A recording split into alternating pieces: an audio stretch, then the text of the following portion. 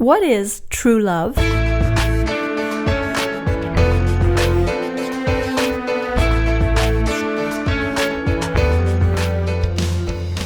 Hi, this is Eric Copeland, president of Creative Soul Records in Nashville, Tennessee, and you're listening to the Brand New Me podcast.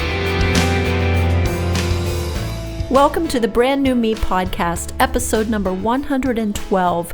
What is true love? I'm Frances, and it's my desire to help you thrive in life and not just survive. By using my own stories and songs and life experiences, we journey together on what it is to become a new creation, a new person, and rise to be all that we were created to be. So welcome. Last week I shared with you my song Inside Things because it was part of a songwriting competition, and I'm happy to tell you that it was the audience pick of the contest, which means I got the most votes, 4,119 votes.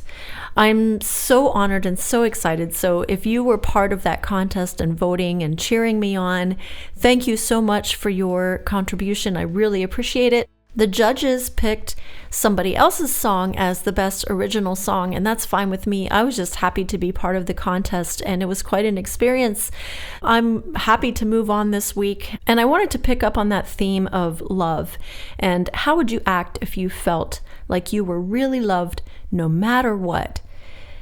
It would make a difference. I know it would. I know it would in my life, and I believe it would in yours. And since we're talking about how to thrive and not just survive, I believe that the root of being able to thrive is believing that you're loved.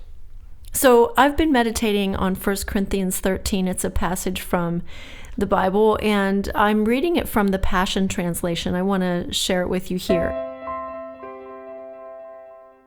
Love is large and incredibly patient. Love is gentle and consistently kind to all. It refuses to be jealous when blessing comes to someone else. Love does not brag about one's achievements nor inflate its own importance. Love does not traffic in shame and disrespect, nor selfishly seek its own honor. Love is not easily irritated or quick to take offense. Love joyfully celebrates honesty and finds no delight in what is wrong. Love is a safe place of shelter, for it never stops believing the best for others. Love never takes failure as defeat, for it never gives up. Love never stops loving. One day I just decided to replace the word love with God. And so I'd like to go back and read this with God inserted in place of the word love. So as you listen, think about God loving you like this. God is large and incredibly patient. God is gentle and consistently kind to all. He refuses to be jealous when blessing comes to someone else. God does not brag about his own achievements or inflate his own importance. God does not traffic in shame and disrespect, nor selfishly seek his own honor. God is not easily irritated or quick to take offense. God joyfully celebrates honesty and finds no delight in what is wrong. God is a safe place of shelter, for he never stops believing the best for others. God never takes failure as defeat, for he never gives up. God never stops loving. I don't know about you, but I just need to chew on that a lot. And that's what I do in my quiet times. I take a passage from the scripture, or it can be from another book I'm reading that just, I can tell when I'm reading it that something wants to believe it. Something inside me wants to believe it's true. And there might be another part of me that says I just can't believe it's true. So part of the reason of even having quiet devotions, a time in the day when you just sit down and you're quiet and you take in truth, that's part of the reason we do it, I believe. That's why I do it, because there are negative thinking patterns in me that need to be changed, and the only way to change that is to bring in truth and to hear truth. So I want to read to you what I wrote in my journal this morning as a reaction to this passage that I read. And then I'll share a song with you and we'll be done. Here's what I wrote today. Why would a God of love put before us a standard of unconditional love if he himself did not embody that standard? If we are indeed loved unconditionally, where is that kind of love going to come from? Another human being?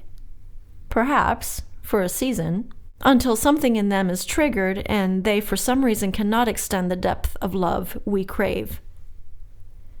So unconditional love must exist somewhere because we have this incredible need to experience it.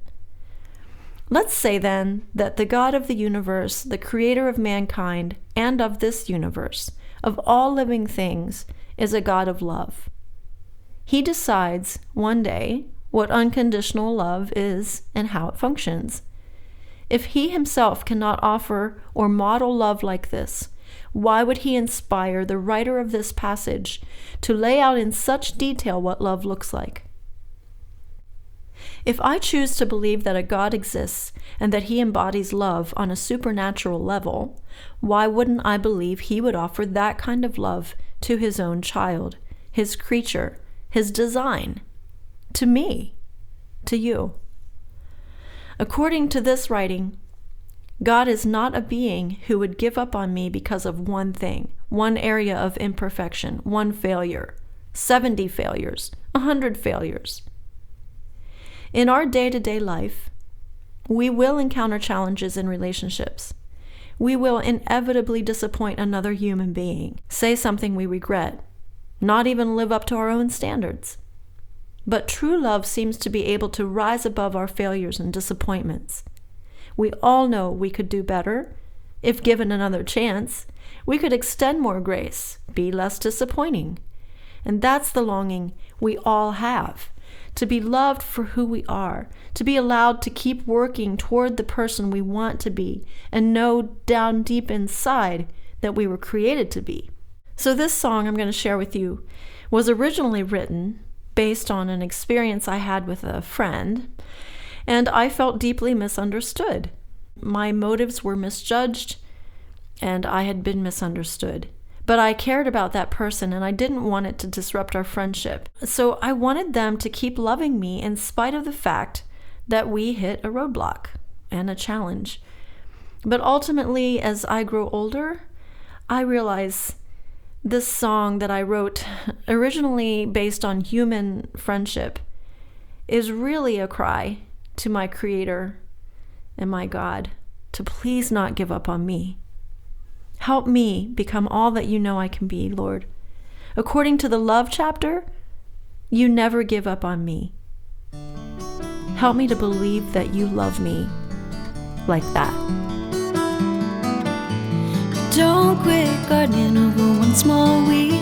You don't quit farming over one bad seed. I'm not perfect, wish I could be. So don't quit loving me because of me.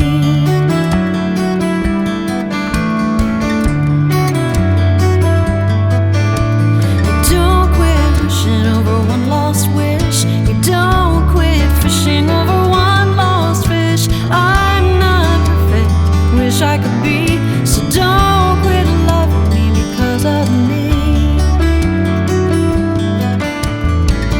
I get in my own way, seems I do it every day, but I can be much more than you can see. So don't quit loving me.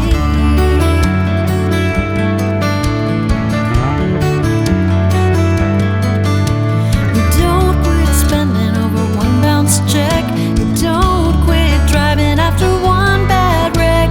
I'm not perfect, wish I could be. So don't quit loving me because of me.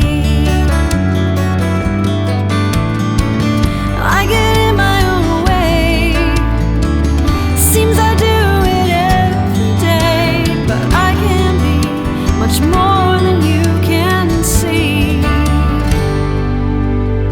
So don't quit loving me.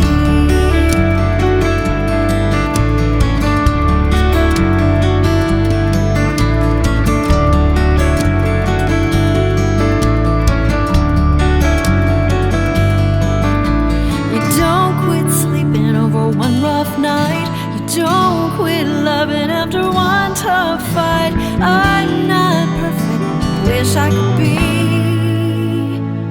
So don't quit loving me because of me. If this podcast is helpful to you, would you consider sharing it with a friend? Let them know how it's been helpful and why you think they would love listening to it. Another thing you could do to help support the podcast is go to Apple Podcasts, rate this with a 5-star rating, and leave a comment on how much it means to you. Hey, thanks, and have a great day.